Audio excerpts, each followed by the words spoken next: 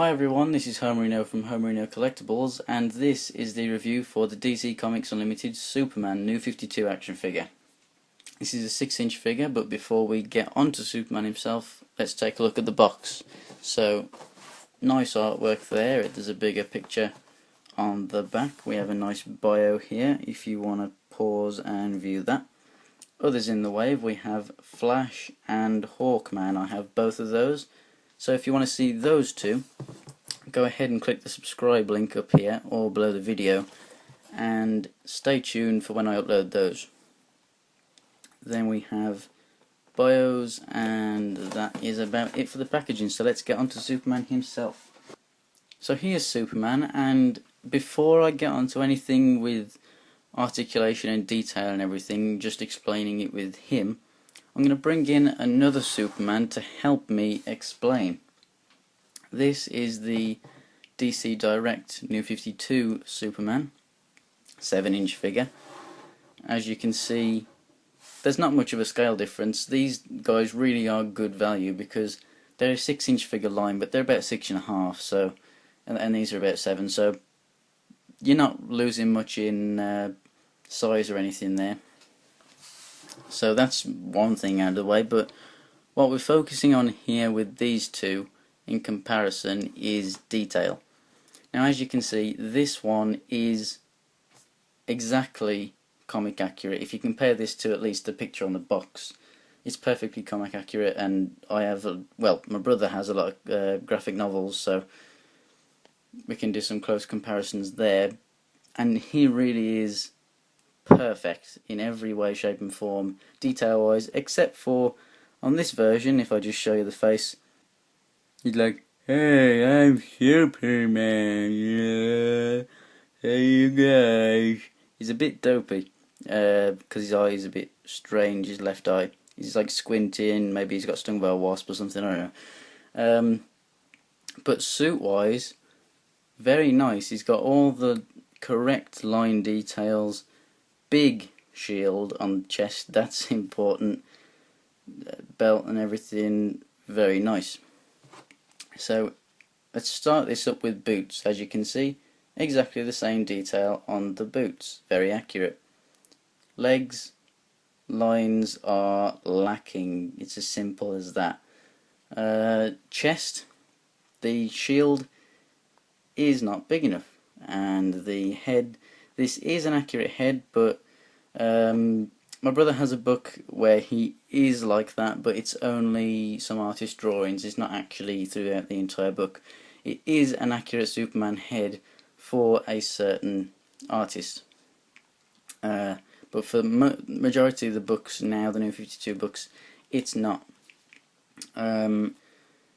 But lines on the chest, you know, that they are nice and accurate, and arms, you do have that like sort of shield there.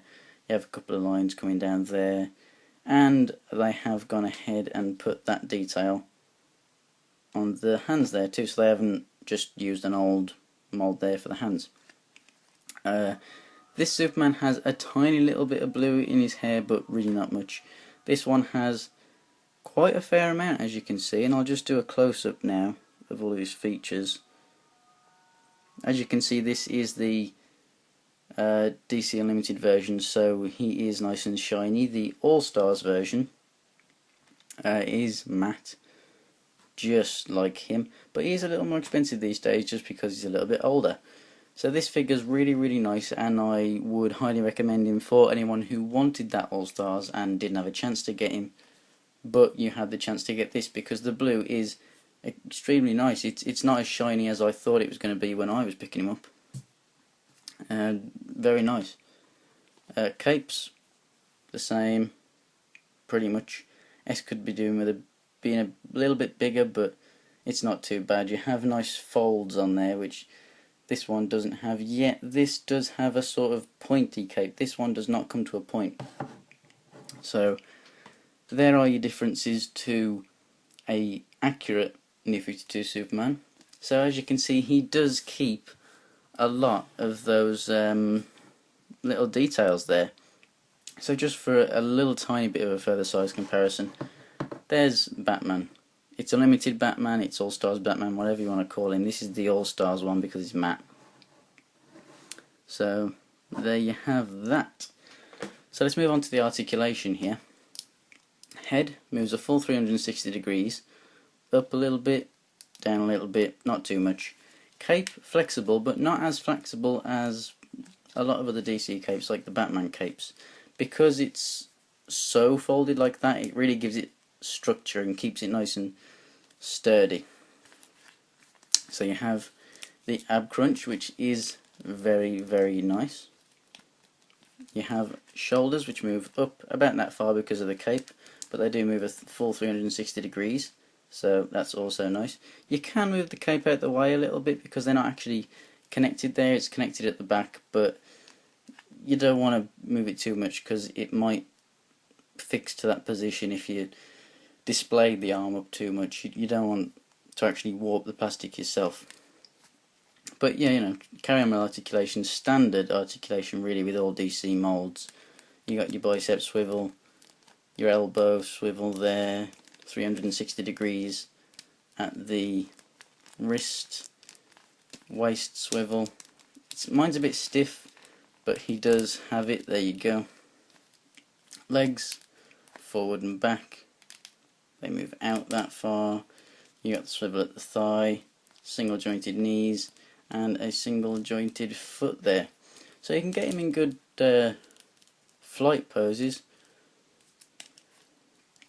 for the most part. It would be awesome if he came with a stand or something, or you know, at least something that you could pose him on.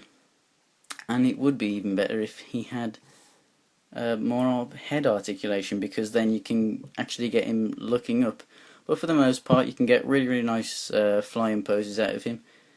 For your information, he does have peg holes in the feet, so if you have a base that you can maybe use it for, maybe something just stick up and whack him on, something, I don't know.